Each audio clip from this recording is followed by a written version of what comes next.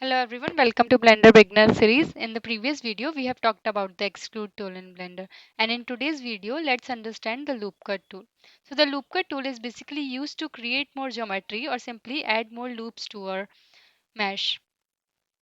So there are two ways of using the Loop Cut tool. First is the obvious one and second one is the shortcut one. So first, let's just switch to edit mode by pressing tab. In case you are still struggling with the basic shortcuts, you can check out my previous video that was 15 Blender shortcuts you must know. So now after pressing tab and moving to the edit mode, here you will see that a left toolbar appears. From here you can scroll down and select the loop cut icon.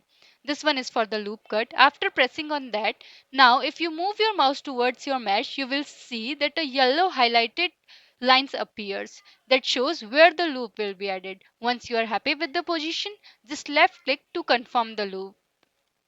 Now you will see a pop-up menu appears, loop cut and slide, where you can always increase the number of cuts from 1 to infinite. So after you are done selecting the number of loops,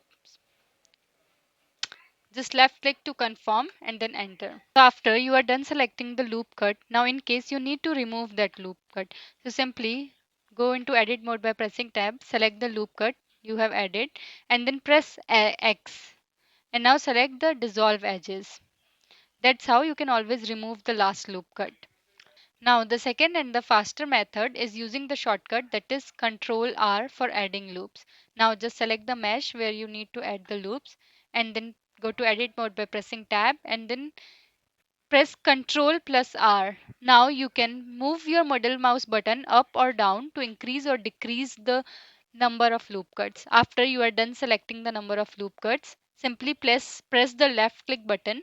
Now move your mouse up or down to reposition the loop cuts. After you are satisfied, this just press left click. Now here you have added all the loops.